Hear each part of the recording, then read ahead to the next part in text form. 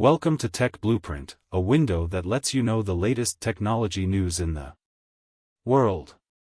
Seeing that his term is almost over, U.S. President Biden has made another big move and is ready to take ruthless action against China's chip companies and artificial intelligence fields.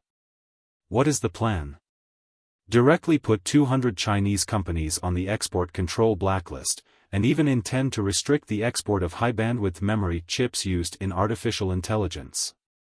It sounds ruthless, but if you think about it carefully, you will find that this is just playing a Jedi counterattack. To put it bluntly, after 4 years of tossing and turning without any results, they want to fight again at the end to save some face for themselves. Behind this is the Biden administration's repeated miscalculations and anxiety. The question is, can the United States really strangle China's neck with such tossing? How will China respond? This contest is destined to be not simple. It is now December 2024, and there are less than 2 months left before the Biden administration hands over power. In the past 4 years, the United States has never stopped suppressing China. From economy to technology, from trade wars to various export controls, the means are one after another. Especially in the field of chips, the United States has almost used all its strength to try to cut off the lifeline of China's technological development. However, the reality is not that simple. Not only have Chinese chip companies not been crushed, but they have also made breakthroughs in some areas. This has made the Biden administration a little overwhelmed. At present, the voices of dependence on the Chinese market in the United States are getting louder and louder, the attitudes of allies are becoming more and more ambiguous, and the Biden administration has less and less time. In order to add color to his term, Biden decided to try again, targeting China's chip companies and artificial intelligence fields. However, will things really go as he wishes? Speaking of this incident, we have to start with the little thing of chips. As we all know, chips are the core of modern technology. Whether it is mobile phones, computers, cars, or home appliances, they are inseparable from it. The United States has always dominated this field, but the Chinese market is the world's largest chip consumer market. In the past few years, China has been trying to overcome the technical barriers of chip manufacturing and continuously narrow the gap with the United States. This makes the United States very uneasy, especially in the field of artificial intelligence, where China's technological progress makes the United States feel threatened. So, starting in 2019, the United States began to implement export controls on Chinese chip companies, such as Huawei, SMIC, and other well-known companies have been hit. However, these measures did not achieve the expected results. China not only withstood the pressure, but also launched a series of debeautification technical solutions. By 2024, the U.S. suppression strategy has become somewhat powerless. The Biden administration decided to make a last-ditch effort and try to reverse the situation through stricter export controls before stepping down. Since November this year, the U.S. media has begun to hype the Biden administration's new plan. According to reports, the goal this time is very clear, which is to impose a comprehensive blockade on Chinese chip companies. Specifically, it includes putting 200 Chinese chip companies on the export control list and restricting the export of high-bandwidth memory chips for artificial intelligence. This move can be described as cutting off the firewood from the bottom of the pot, intending to directly cut off the channels for Chinese companies to obtain key technologies. However, the Biden administration's actions are not smooth. On the one hand, domestic chip giants in the United States can't sit still.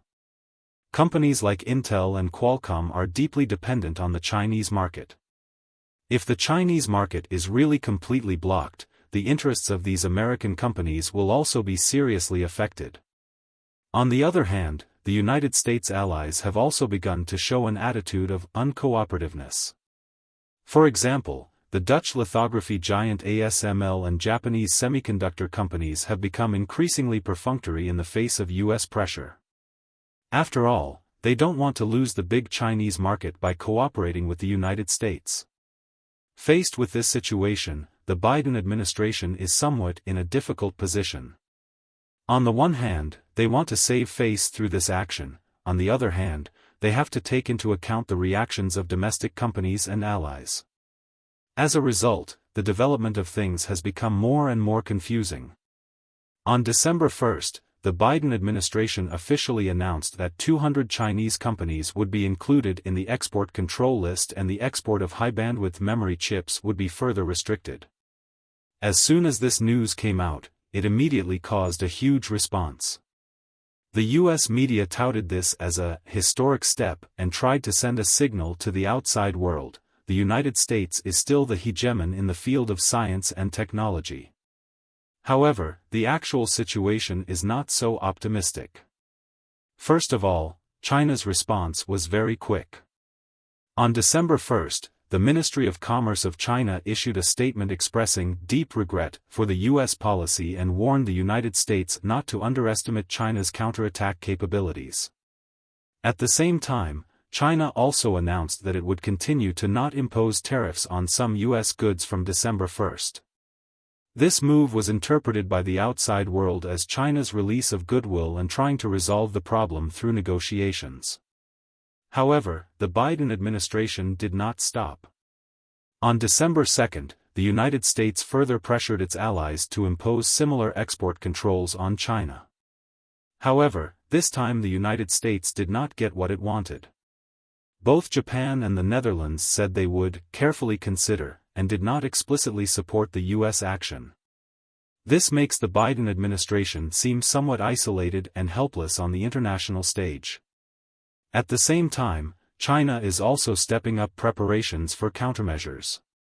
According to insiders, China may impose similar export controls on high-tech companies in the United States, and may even impose tariffs on some U.S. goods.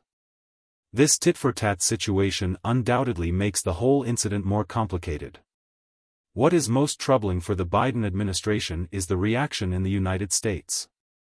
Many chip companies and practitioners in related industries are dissatisfied with this policy. They believe that this approach will not only harm the interests of Chinese companies, but also cause American companies to lose important market share. What's more, some people directly criticize the Biden administration for disarming itself and shooting itself in the foot. As time goes by, the game gradually emerges. The Biden administration's policies have indeed brought some pressure to China's chip companies, but they have not achieved the results they expected. On the contrary, Chinese companies have accelerated the pace of technological research and even achieved breakthroughs in some areas. The performance of American chip giants has dropped sharply and their stock prices have also been affected because of the loss of the Chinese market. At the same time, Sino-US relations have become more tense because of this incident. Although the Biden administration is about to step down, this action has undoubtedly cast a shadow on the future of Sino-US relations.